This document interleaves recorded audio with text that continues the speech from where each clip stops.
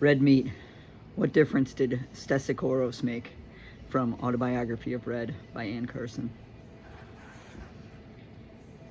I like the feeling of words doing as they want to do and as they have to do. Gertrude Stein. He came after Homer and before Gertrude Stein, a difficult interval for a poet.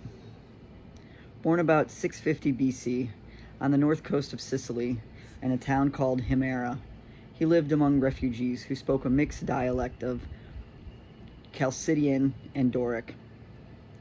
A refugee population is hungry for language and aware that anything can happen. Words bounce. Words, if you let them, will do what they want to do and what they have to do. Stesichoros' words were collected in 26 books, of which there remain to us a dozen or so titles and several collections of fragments. Not much is known about his working life, except the famous story that he was struck blind by Helen. See appendixes A, B, and C. He seems to have had a great popular success. How did the critics regard him? Many ancient praises adhere to his name. Most Homeric of the lyric poets, says Longinus. Makes those old stories new, says Suidas.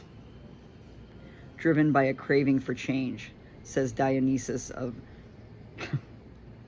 Halicarnassus. What a sweet genius in the use of adjectives, adds Hermogenes. Here we touch the core of the question. What difference did Stesichoros make? A comparison may be made useful. When Gertrude Stein had to sum up Picasso, she said, "This one was working." So say of Stesichoros, "This one was making adjectives." What is an adjective? Nouns name the world.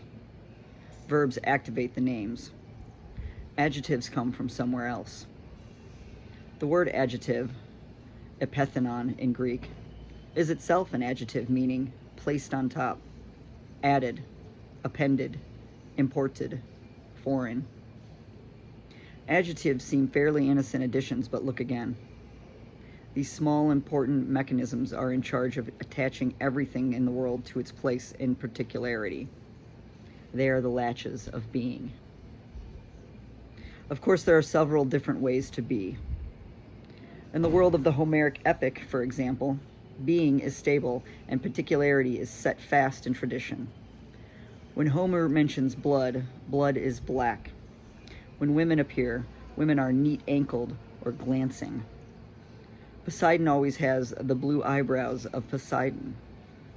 God's laughter is unquenchable. Human knees are quick. The sea is unwearying. Death is bad. Cowards' livers are white. Homer's epithets are a fixed diction in which Homer fastens every substance in the world to its aptest attribute and holds them in place for epic consumption. There is a passion in it, but what kind of passion? Consumption is not a passion for substances, but a passion for the code, says Baudelaire. So into the still surface of this code, Stesichoros was born. And Stesichoros was studying the surface restlessly. It leaned away from him. He went closer. It stopped. Passion for substances seems a good description of that moment. For no reason that anyone can name, Stesichoros began to undo the latches. Stesichoros released being. All the substances in the world went floating up. Suddenly there was nothing to interfere with horses being hollow-hooved, or a river being root silver, or a child bruiseless, or hell as deep as the sun is high, or Heracles ordeal strong, or a planet middle night stuck, or an insomniac outside the joy, or killings cream black. Some substances proved more complex. To Helen of Troy, for example, was attached an adjectival tradition of whoredom already old by the time Homer used it.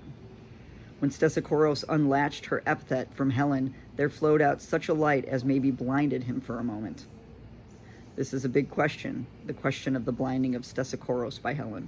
See Appendices A and B. Although generally regarded as unanswerable. A more tractable example is Gyron. Gyron is the name of a character in ancient Greek myth about whom Stesichoros wrote a very long lyric poem in dactyloepitrite meter and triadic structure.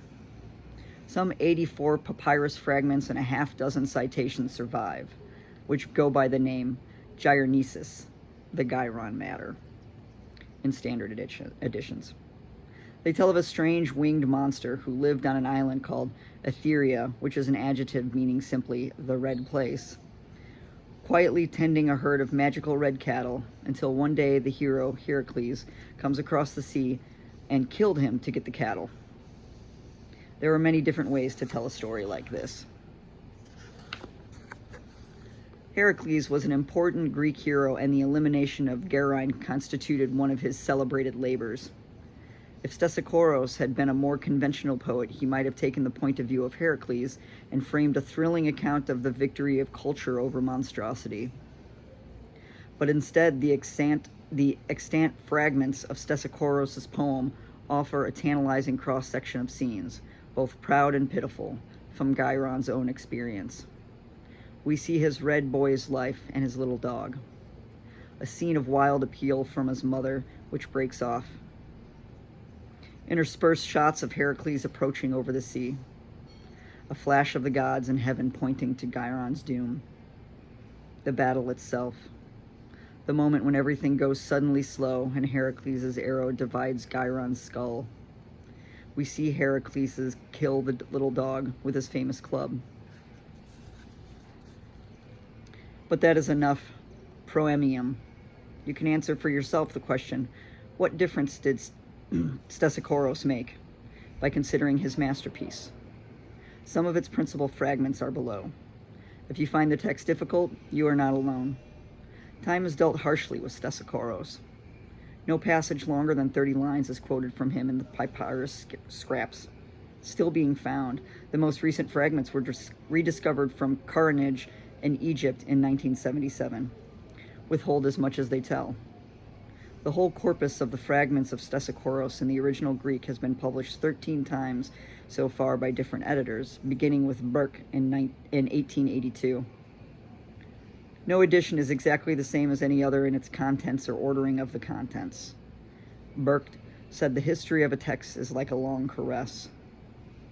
However that may be, the fragments of the Gyarnesis itself read as if Stesichoros had composed a substantial narrative poem, then ripped it to pieces and buried the pieces in a box with some song lyrics and lecture notes and scraps of meat. The fragment numbers tell you roughly how the piece fell out of the box. You can, of course, keep shaking the box. Believe me for meat and for yourself, as Gertrude Stein says. Here, shake.